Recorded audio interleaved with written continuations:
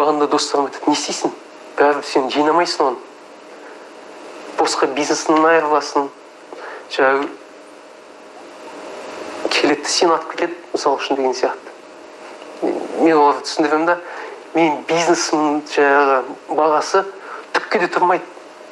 Бұл көк тиын да, мысалы үшін ұл қыздарымыздың, немерелеріміздің өмірін алатын болса.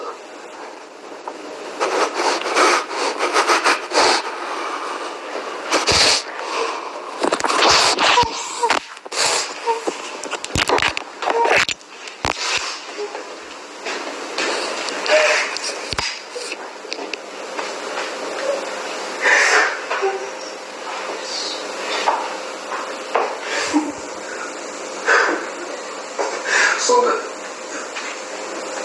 біз тоғамыз керек па? Қалыпты?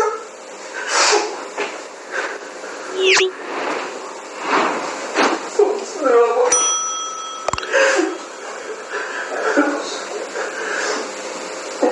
Есала ағам сияқты болып қалып қойып. Айтсын түсінбеймін.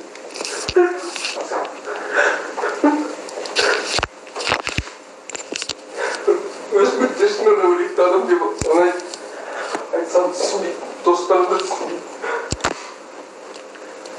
Керек емес бұл, массиратында керек емес. Қапқа келдік, 20 жыл өміріміз қалды ма, сонда жасаймадық па деген сияқты. Егер де істейміз дейтін болса бар ма, ана шетелге кеткен ақшаны жақсы алып келетін болса, Қазақстаннан, Сингапурдан азат. Неге жасамасқа? Бәрі ойлайды, осылай. 15 министр отыр, мысалы үшін деп айтайықшы, мына жерде әрқайсысы тиын санап отыр.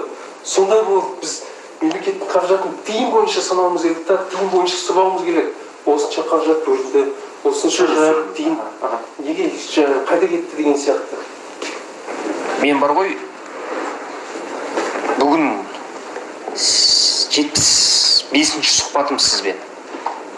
75 адамнан сұхбат алыппын 2 жылдың ішінде. Бірақ бірінші рет адам көрдім. Түсінем, олимпиададан алып келген талай спортшыларымыз, енді барлығында патриот бар ғой, елге жерге деген. Бірақ мемлекеттің қазынасындағы бір сом ақшаға, бір тиынға жан ашитын, ренжімеңіз, өзгелер ренжісін. Мен алғашқы адамды көріп отырмын. Шынымен де, бағана сіз әлі жерге тұрып, көзіңізден жас алып, бізді кейбір қазақтың жігіттері бар, Құдай сақтасын, аға сөзге жыламайтын. Иә, сіз кәдімгідей ана шетелге кеткен ақшаның бәрін елге алып беретін болса, біз Сингапур болатын едік. Сояқтағы соққан зәулім үйлерін бір ертең сасып қалады деп сіз өксіп жылаған кезде мен деден тітіркенді. Онда Қазақстанға осындай азаматтар керек.